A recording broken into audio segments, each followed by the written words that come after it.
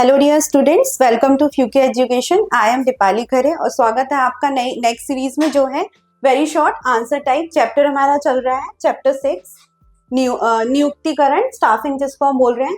तो इसमें हम देखेंगे अति लघु उत्तरीय क्वेश्चंस। तो सबसे पहला इसमें क्वेश्चन है, स्टाफिंग से क्या तात्पर्य है? What do you mean by staffing?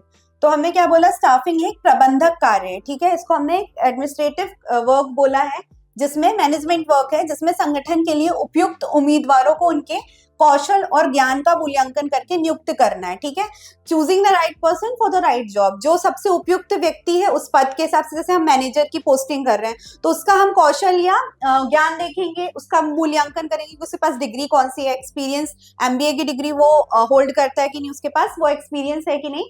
तो इसमें हम उनकी ज्ञान और उसका मूल्यांकन करेंगे, उपयुक्तता का, और उनके कौशल सेट के अनुसार विशिष्ट भूमिकाएं प्रदान करना शामिल है। ठीक है, अब जैसे हम किसी निम्न स्तर में कर रहे हैं, पर्यवेक्षक का कर रहे हैं, तो उसमें हम ग्रेजुएशन या उसने पीजी डिप्लोमा या इस टाइप का कुछ किया, उसकी वो योग्यता हम देखेंगे। तो हम उसी तरीके से कि जो उनका कौशल सेट है कि वो किस पद के लिए क्या उनकी कुशलता है, क्या उनका ज्ञान है, क्या उनका स्रोत है, उसके हिसाब से हम नियुक्तियां करेंगे। ठीक है, तो ये किसी संगठन के लिए मानव संस्थान आवश्यकताओं की पूर्ति में शामिल है। ठीक है, जो ह्यूमन रिसोर्स डिपार्टमेंट होता है वो ये नियुक्तियां करता है किसी भी ऑर्गेनाइजेशन के लिए, जो अति महत्वपूर्ण होती है, क्योंकि कार्य हमें मनुष्यों से भी करवाना है। मनुष्य भी एक तरह का हमारे लिए रिसोर्स होते हैं, संस्थान होते हैं। तो इसका सीधा मतलब है choosing the right person for the right job. चलते नेक्स्ट क्वेश्चन की ओर। भर्ती के दो महत्वपूर्ण स्रोत बताइए। ठीक है, सोर्सेस क्या है रिक्रूटमेंट के, वो बताना है हमें। तो वेरी इंपॉर्टेंट क्वेश्चन है ये। भर्ती, नौकरी के लिए सही व्यक्ति की खोज और नियुक्ति की प्रक्रिया है। ठीक है, चूजिंग द राइट पर्सन उसी की प्रोसेस है ये। तो इसे नौकरी के लिए उपयुक्त संभावित उम्मीदवारों को खोजने और उन पद के लिए आवेदन करने के लिए मनाने की प्रक्रिया भी कहा जा सकता है। ठीक है, हम इसमें क्या कर रहे हैं, सबसे पहले रिक्रूटमेंट करना, तो उसके लिए हम जो है एप्लीकेशंस मंगा रहे हैं सही कैंडिडेट्स। उसके लिए हम क्या कर रहे हैं, जॉब पोस्टिंग्स कर रहे हैं, साइट्स पे कर रहे हैं, न्यूज़पेपर में कर रहे हैं कि यहाँ पे इस ऑर्गेनाइजेशन में ये जो पद हैं वो नियुक्त हैं। तो उस हिसाब से हमारे पास एप्लीकेशंस आएंगे, एप्लीकेशन से ही हम भर्ती की प्रोसेस करेंगे। तो वही चीज है कि सही उम्मीदवार को हम इसमें खोज रहे हैं और उस हिसाब से ये प्रक्रिया को पूर्ण कर रहे हैं। तो भर्ती के दो महत्वपूर्ण स्रोत को इस प्रकार प्रभावित किया जाता है। सबसे पहले आंतरिक, इसको बोलते हैं हम इंटरनल सोर्स। क्या बोलते हैं? इंटरनल सोर्स बोलते हैं। और इसको एक्सटर्नल, इंटरनल मतलब हम किसी भी संस्था के अंदर से ही व्यक्तियों का चुनाव या उनको नियुक्त कर रहे हैं। बाहरी मतलब एक्सटर्नल सोर्स, इसको क्या बोलेंगे हम? External source. इसमें हम क्या कर रहे हैं, बाहर से नियुक्तियां कर रहे हैं, ऑर्गेनाइजेशन के अंदर से ना लेके बाहर से नियुक्तियां कर रहे हैं, उसी हिसाब से रिक्त पदों को भर रहे हैं।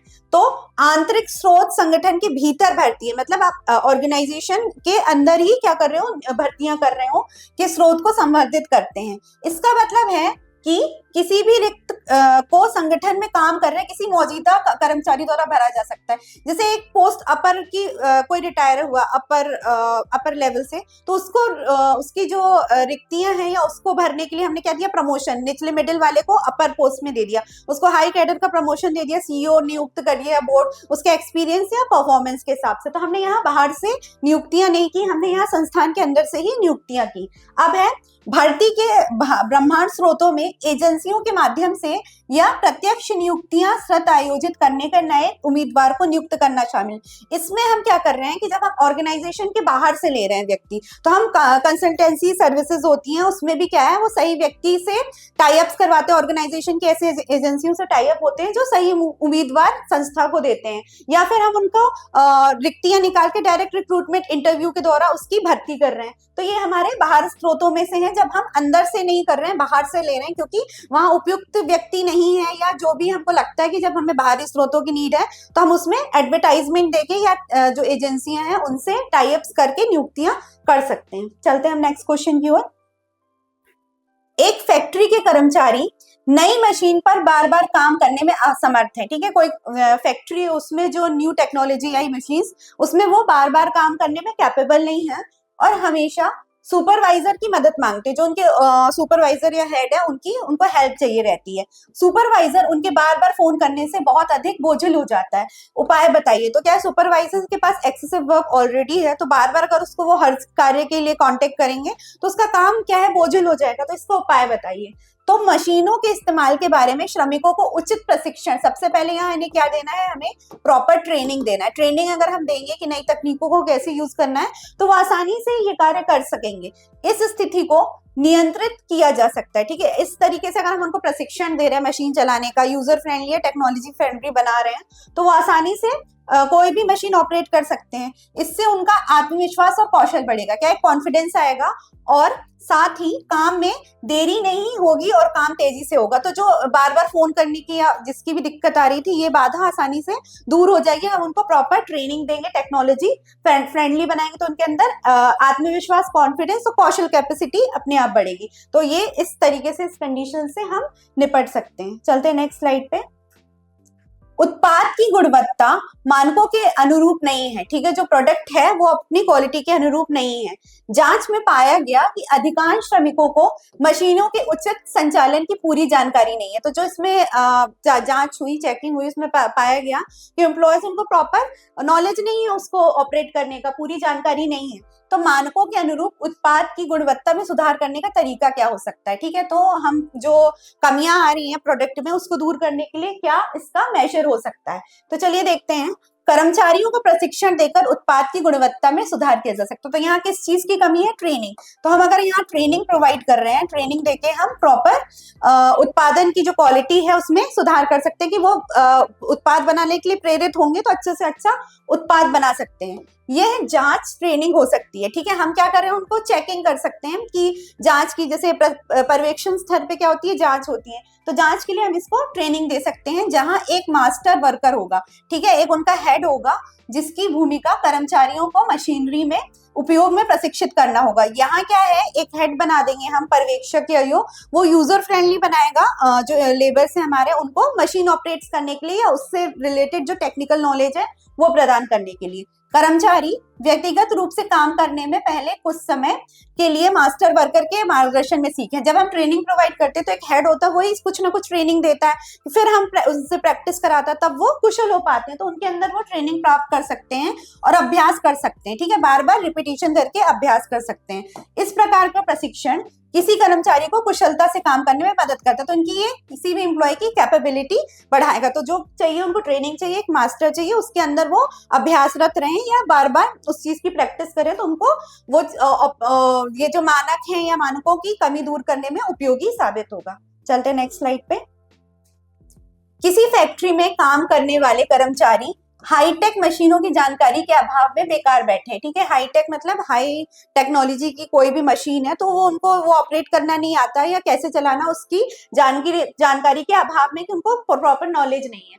इंजीनियर को बार बार बुलाना पड़ता है, ठीक है। यहाँ पे जो एक्सपर्ट है वो इंजीनियर है, उसको बार बार कॉल करना पड़ता है, जिससे ओवरहेड चार्ज बढ़ सकता है। आप किसी भी बाहरी व्यक्ति को बुलाएंगे तो उसका एक्सपेंस संस्था को देना पड़ेगा, ठीक है। तो इस समस्या को कैसे दूर किया जा सकता है, तो ये जो प्रॉब्लम है उसको हम कैसे दूर कर सकते हैं, तो चलिए देखते हैं। इस तरह की समस्या से निपटने के लिए श्रमिकों को उचित प्रशिक्षण देना। यहाँ भी क्या है, हमें ट्रेनिंग ही प्रोवाइड करनी है। ये ट्रेनिंग और विकास पे ही जोर देता है जो नियुक्तिकरण हमारा चैप्टर है।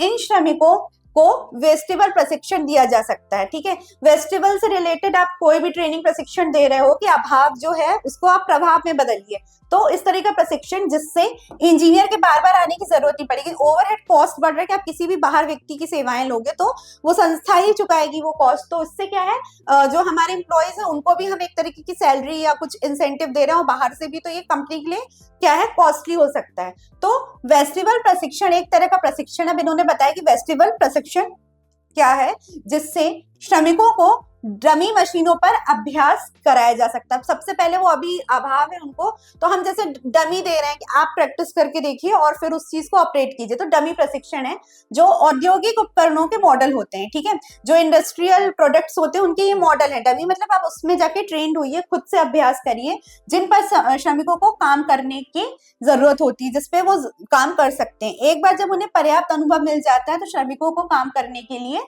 कारखाने में भेजा जा सकता है। तो मतलब ये जो इनका गोडाउन में हो सकते हैं डमी तरीके की चीजें, जिसमें वो खुद अभ्यास करें और ये क्या है, जो इंडस्ट्रियल प्रोडक्ट्स बनाना है उसको करके, जैसे कोई प्रोडक्ट बनाना है उसका शेप साइज उस तरीके का है, तो वो खुद बना के देखेंगे क्या उसके मानक होनी चाहिए, किस प्रकार से बनेगा, क्या टेक्निक है।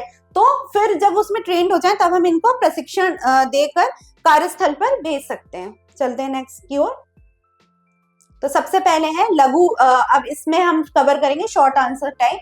तो सबसे पहले क्वेश्चन है, भर्ती का क्या मतलब है, what do you mean by recruitment. ये चयन से किस तरह अलग है, सिलेक्शन से ये किस तरह अलग है, ये पूछा है उन्होंने। तो चलिए देखते हैं रिक्रूटमेंट और सिलेक्शन के बीच में क्या फर्क है। पहले भर्ती देखते हैं। भर्ती नौकरी के लिए सही व्यक्ति की खोज है, ठीक है। हम सबसे पहले उपयुक्त व्यक्ति की खोज कर रहे हैं इसमें, और नियुक्ति की प्रक्रिया है, फिर उसको क्या कर रहे हैं, नियुक्त कर रहे हैं उस पोस्ट के लिए। इससे नौकरी के लिए उपयुक्त संभावित उम्मीदवार को खोजने और उन्हें पद के लिए आवेदन करने के लिए मनाने की प्रक्रिया है। हम क्या कर रहे हैं, अभी एप्लीकेशंस मंगा रहे हैं, उसमें से सही व्यक्ति का चुनाव कर रहे हैं सही पोस्ट के लिए जो रिक्तियां थी, ठीक है। जबकि चयन उम्मीदवारों के एक समूह से उम्मीदवारों के आवश्यक समूह को चुनने की प्रक्रिया है। अब जब हमने उनको इंटरव्यू के लिए कॉल कर लिया, हमने क्या किया, रिक्तियां निकाली, उससे हमारे पास आवेदन आए, आवेदन से हमने जो जो कैपेबल थे उनको हमने क्या कर लिया, छटनी कर ली। अब उससे हमने एक ग्रुप को इंटरव्यू के लिए बुलाया। तो जब इंटरव्यू की में से सिलेक्शन को क्या बोलेंगे हम, कि एक समूह से उम्मीदवार को, आवश्यक समूह कि मतलब उनमें से जितने हमारे पास 100 आए हैं, तो 100 में से 50 की अगर रिक्तियां थी तो हमने 60-70 चुने कि जितने हमको संस्था के लिए नीडेड थे, बाकी हमने हटा दिया। मतलब ये छटनी की प्रक्रिया है। सिलेक्शन में भी हम क्या कर रहे हैं, छटनी कर रहे हैं। छटनी कर रहे हैं मतलब छांट रहे हैं जो सबसे उपयुक्त, जो उम्मीदवार आए हैं उनमें से सबसे उपयुक्त उम्मीदवार कौन है, उसकी छटनी करना है, ठीक है। तो उसी की प्रोसेस है। तो ये होता है रिक्रूटमेंट और ये होता है हमारा सिलेक्शन। तो चलिए देख लेते हैं इसमें अंतर क्या क्या है। ये रिक्रूटमेंट है, ये हमारा सिलेक्शन है। तो इसमें दोनों के बीच में हम अंतर जब भी कर रहे हैं तो हम तुलना, बेसिस ऑफ डिस्टिंक्शन करेंगे। ये हमारा रिक्रूटमेंट, ये होता है हमारा रिक्रूटमेंट, ये है हमारा चयन को हम बोलते हैं सिलेक्शन, ठीक है। तो सबसे पहला है अर्थ, इसका क्या मीनिंग है, तो ये नौकरी के लिए सही उम्मीदवार को खोजने और नियुक्त करने की प्रक्रिया। इसमें हम choosing the right person for the right job, उम्मीदवारों को हम खोज रहे हैं और उनको आवेदन करा रहे हैं, तो उस जो रिक्ति है उनको नियुक्त करने की प्रक्रिया है। यहाँ पे ये भर्ती के समय उम्मीदवारों के समूह से सर्वश्रेष्ठ उम्मीदवारों को चुनने की प्रक्रिया को संबोधित करता है। जो हमारे पास एप्लीकेशंस आए हैं, ठीक है, जो भी आवेदन आए उनमें से हमको एक समूह को चुनना है जो उस पद के लिए नियुक्त कर सकते हैं, बाकी की हम छटनी कर देंगे। तो ये उसकी प्रक्रिया है।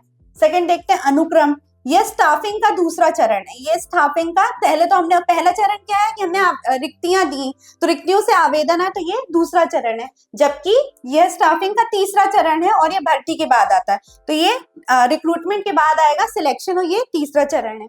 फिर देखते हैं रोजगार अनुबंध। तो भर्ती प्रक्रिया के लिए आने वाले उम्मीदवारों को संगठन द्वारा किसी भी प्रकार का रोजगार अनुबंध नहीं दिया जाता, क्योंकि हम इसमें से सिर्फ आवेदन मंगा रहे हैं, उनका इंटरव्यू कर रहे हैं, तो अभी आप फाइनल नहीं हुए हैं जॉब के लिए। तो ये क्या है, किसी तरह का हम एग्रीमेंट यहाँ नहीं करेंगे, ठीक है। यहाँ कोई भी नो एग्रीमेंट, यहाँ नो एग्रीमेंट होता है, ठीक है। किसी भी तरह का हम एग्रीमेंट यहाँ नहीं कर रहे हैं स्टेज पे, ठीक है। जबकि चयन के लिए चुने गए अभ्यर्थियों को संगठन द्वारा रोजगार अनुबंध की पेशकश। अब जो एक ग्रुप आया था उनमें से हमने सिलेक्टेड, उसमें से बाकियों की छटनी कर दी और जो उपयुक्त थे उनको सिलेक्ट कर लिया, तो उनसे जो जॉब के लिए फाइनल हुए उनसे हम यहाँ पे एग्रीमेंट करेंगे। एग्रीमेंट यहाँ पे अपना होगा जिसमें नियुक्ति का विवरण शामिल है कि कब आपको जॉब ज्वाइन करना है, क्या डेट रहेगी, क्या सैलरी रहेगी आपका, क्या टाइमिंग रहेगा, किस किस पोस्ट के लिए आप नियुक्त किए गए, तो ये सारे विवरण हम इसमें देंगे। लास्ट है विशेषता। तो ये पहला पॉइंट था, ये दूसरा है, ये तीसरा है और ये चौथा पॉइंट है। तो भर्ती प्रक्रिया का संबंध विज्ञापित रिक्ति की अधिकाधिक अभ्यर्थियों को प्राप्त करने से है। तो इसमें जो हमने विज्ञापन दिया था उसमें से हमें जितने पोस्ट मंगाए थे, अगर 100 पोस्ट खाली थे तो आवेदन हमारे पास 150 आते हैं, तो ये उनको आवेदनों को मंगाने से संबंधित है। जबकि चयन प्रक्रिया का उद्देश्य सही उम्मीदवार का चयन करना और अनुपयुक्त उम्मीदवारों को हटाना, छटनी करनी है। जो राइट डिजर्विंग थे उनको आपने संस्था में ले लिया और बाकी की छटनी कर दी, मतलब रिजेक्ट कर दिए। तो ये इस तरीके से हमने दोनों में, रिक्रूटमेंट और सिलेक्शन में, इस तरीके से हम फर्क कर सकते हैं। चलते हैं नेक्स्ट स्लाइड में। एक संगठन सुरक्षा सेवाएं प्रदान करता है, ठीक है, सिक्योरिटी सर्विसेज देता है। उन्हें ऐसे उम्मीदवारों की आवश्यकता है जो विश्वसनीय हो और अपने ग्राहकों के रहस्यों को जाकर ना दे। मतलब एक कॉन्फिडेंशियलिटी कर चाहिए कि दूसरों को, ग्राहकों को रहस्यों का उजागर ना करे, प्रोडक्ट की जानकारी ना दे, तो कॉन्फिडेंस चलती चाहिए। तो चयन प्रक्रिया में कौन सा कदम शामिल है, तो हमें बताना कि सिलेक्शन की जो प्रोसेस है उसमें कौन सा चरण की हमें आइडेंटिफाई करना, पहचान करती है। तो ऐसी चयन प्रक्रिया के संचालन के लिए व्यक्तिगत प्रशिक्षण, पर्सनल ट्रेनिंग, जिसको हम बोलेंगे पर्सनल ट्रेनिंग किए जा सकते हैं। इस तरह के प्रशिक्षण में भर्तीकर्ताओं को सबसे स्थिर व्यक्तित्व वाले उम्मीदवारों की पहचान, इसमें हम पर्सनल उनके कुछ गुणों या मापदंडों के हिसाब से हम उनकी चयन कर रहे हैं। सबसे स्थिर व्यक्ति को, मतलब जो सबसे स्टेबल व्यक्ति है उसका चयन करना है। उम्मीदवारों की हमें पहचान करने में मदद करेगा जो पेश की गई नौकरी के प्रकार की उपयुक्त है। ठीक है, जो कॉन्फिडेंशियलिटी मतलब सिक्योरिटी सर्विसेज हैं, तो वो हर किसी को इन्फॉर्मेशन पास ना करें, तो उसके लिए उनको व्यक्तिगत ट्रेट्स देखने पड़ेंगे, जिसमें उनकी पर्सनैलिटी देखेंगे, पर्सनैलिटी ट्रेट देखेंगे, हम कुछ क्वेश्चंस पूछेंगे कि वो कितने विश्वास पात्र हैं। तो ये उपयुक्त जो कंडीशन है उसके हिसाब से ये उपयुक्त बैठेंगे। चलते हैं हम नेक्स्ट क्वेश्चन की ओर। एक कंपनी कागज की प्लेटें और कटोरी बनाती है, रीयूजेबल जो होते हैं, डिस्पोजल्स जिसको हम बोलते हैं, कटोरी और प्लेटें बनाती हैं। ये प्रतिदिन 1000 प्लेटें और कटोरी बनाती हैं। कितने? ये 1 लाख में बनाती हैं ये कटोरी, और पेपर का मैन्युफैक्चरिंग करती है। एक स्थानीय त्योहार के कारण, एक लोकल फेस्टिवल है, इसे अतिरिक्त 50,000 एक्सेस कितना बनाना है इनको? 50,000 का ऑर्डर शायद इन्हें प्राप्त हुआ। ठीक है, प्लेटें और कटोरों का तत्काल ऑर्डर मिलता है, इन्हें प्राप्त हुआ। 1 लाख बनाती है, लेकिन उनको एक्सेस किसी फंक्शन की वजह से, अधिकता की वजह से 50,000 और बनानी है। ऑर्डर पूरा करने के लिए कर्मचारी को दी गई परिस्थितियों में भर्ती की कौन सी विधि अपनानी चाहिए, तो इसकी व्याख्या करें। तो कौन सी हम विधि अपनाएंगे जिससे हम जो टाइमली ऑर्डर आया उसको पूर्ण कर सकें। तो चलिए देखते हैं। इस स्थिति में सबसे अच्छा विकल्प है श्रम ठेकेदार। श्रम ठेकेदार मतलब आप किसी भी जो ठेकेदारी क्या होती है, जिसके अंदर वो लेबर्स लेके आता है और वो कॉन्ट्रैक्ट के हिसाब से रहते हैं, वो उनको पे करते हैं। हम किसी भी, अगर हमें एक्सेसिव काम करवाना है या मजदूरों की आवश्यकता है, तो हम श्रम ठेकेदार को कॉन्टेक्ट करते हैं, से संपर्क करना। कागज की प्लेटें और कटोरों का उत्पादन कम कौशल वाले श्रमिकों या मजदूर द्वारा किया जा सकता है। क्या है? ठेकेदार क्या है? एक्सेसिव लेबर्स लेके आएगा, जो कॉन्ट्रेक्चुअल बेसिस पे होते हैं उनको दैनिक दिहाड़ी या मजदूरी उनकी प्राप्त हो जाती है, तो उसके आधार पे ये रहता है। श्रम ठेकेदार के पास काम करने के अवसरों की तलाश कर रहे मजदूरों तक पहुंची होती हैं, क्योंकि ये ठेकेदार क्या है, इनका निचले लेवल से श्रमिकों से बहुत अच्छा कनेक्शन होता है, तो ये आसानी से उपलब्ध करा देते हैं, और इसीलिए वे जरूरत के समय आवश्यक जनशक्ति उपलब्ध करवा सकते हैं। तो ह्यूमन रिसोर्स जब आपको चाहिए है, तो हमें श्रम ठेकेदारों से कॉन्ट्रैक्ट करके, जैसे हम कंसल्टेंसी में पढ़े लिखे शिक्षित व्यक्तियों को लेके आते हैं किसी भी जॉब की रिक्तियां करने, तो ऐसी कंडीशन में हम ह्यूमन रिसोर्स में, मतलब श्रम, जब मानव शक्ति को भी हम एक संसाधन के रूप में प्रयोग करते हैं, तो उसकी जब जरूरत है तो हम किससे? लेबर कॉन्ट्रैक्टर, यहाँ लेबर कॉन्ट्रैक्टर से हम संपर्क कर सकते हैं, साध सकते हैं। लेबर कॉन्ट्रैक्टर इसको हम बोलेंगे। ठीक है, तो ये एक्सेसिव कार्य हम उनसे करवा सकते हैं। चलते हैं नेक्स्ट क्वेश्चन की ओर। प्रशिक्षण और विकास के बीच में अंतर करिए। ठीक है, ट्रेनिंग और डेवलपमेंट के बीच में हमें अंतर स्पष्ट करना है, तो उसके लिए प्रशिक्षण और विकास निकट से संबंधित है, क्लोजली रिलेटेड। की ट्रेनिंग होगी तो आपका विकास होगा, व्यक्ति का विकास होगा, लेकिन उनके कार्य अलग अलग है, कार्यों में ये डिफर करते हैं। दोनों आवश्यकताओं के लिए फोकस एक ही है, लेकिन परिप्रेक्ष्य में बदलाव है। ठीक है, फोकस एक ही है, ट्रेनिंग डेवलपमेंट जो है इंटरकनेक्टेड है, लेकिन अलग अलग गतिविधियां होती है इसमें। किसी नौकरी में आवश्यक योग्यताएं और कौशल प्रदान करने के लिए प्रक्रिया से संबंधित है। ठीक है, किसी भी आपकी कौशल या योग्यता बढ़ाने के लिए ट्रेनिंग जरूरी होती है, ट्रेनिंग मिली तो विकास अपने आप संभव है, जबकि विकास और व्यक्तिगत समय के साथ विकास होना। ठीक है, कैसे ह्यूमन कैसे डेवलप करता है? बाय फिजिकल तौर पे या मेंटल तौर पे, कि वो कुछ ज्ञान प्राप्त करा तो मेंटली, फिजिकल तौर पे भी वो की पर्सनैलिटी ट्रेट्स हम सीखते हैं, पर्सनैलिटी डेवलपमेंट होता है। तो चलिए दोनों के बीच में अंतर करते हैं। निम्नलिखित बिंदु प्रशिक्षण और विकास के बीच में अंतर उजागर करते हैं, तो कौन कौन से हैं? सबसे पहले अर्थ, तो सबसे पहले इसको हम बोलते हैं ट्रेनिंग। ठीक है, ये है हमारा विकास, जिसको हम बोलते हैं डेवलपमेंट। सबसे पहले इसका अर्थ देखते हैं। ये एक कर्मचारी की क्षमताओं और कौशल को बढ़ाने की प्रक्रिया। हम क्या कर रहे हैं? कैपेसिटी बढ़ा रहे हैं और क्षमता कैपेबिलिटीज उसमें हमारी उजागर हो रही किसी भी व्यक्ति की जो नौकरी के लिए आवश्यक है। एक अगर कोई पोस्ट है उसमें कुछ कुछ है कि इनको टेक्निकल जावा का नॉलेज सॉफ्टवेयर का होना चाहिए, तो उस तरीके का हम प्रशिक्षण प्रदान कर रहे हैं जो उसके लिए उपयुक्त हो नौकरी के लिए। जबकि डेवलपमेंट ये एक ऐसी प्रक्रिया है जिसमें किसी कर्मचारी कर्मचारी का समग्र विकास शामिल, इसमें ओवरऑल जो पर्सनैलिटी है पर्सन की वो डेवलप होती है, ह्यूमन पर्सनैलिटी ओवरऑल डेवलप होती है। तो ये इसका अर्थ हुआ। सेकंड है केंद्र, ठीक है, सेंटर क्या है, तो प्रशिक्षण का फोकस नौकरी उन्मुख है। ये सिर्फ एक ट्रेनिंग जो प्रोग्राम होता है वो हम जॉब के लिए देते हैं, ये सौंपी गई नौकरी के लिए विशिष्ट है। जो स्पेसिफिक जॉब है उससे रिलेटेड हम ट्रेनिंग दे रहे हैं जिसके लिए वो उपयुक्त होगा ट्रेनिंग प्राप्त करके। जबकि विकास का प्रमुख फोकस समग्र है, एक ये ओवरऑल डेवलपमेंट पे फोकस करता है, ठीक है, व्यक्ति की ओवरऑल डेवलपमेंट पे ये फोकस करता है, इसलिए ये अधिक कैरियर उन्मुख है। तो मतलब क्या है, विकास हमारा कैसा होता है, आंतरिक तौर पे भी और ब्राह्मणिक तौर पे भी, मतलब इंटरनल एक्सटर्नल दोनों तरह का हम डेवलपमेंट होता है, विकास होता है, क्योंकि ओवरऑल ये किसी भी व्यक्ति पे प्रभाव डालता है। ठीक है, थर्ड देखते हैं हम, दायरा, लिमिट क्या है इसकी।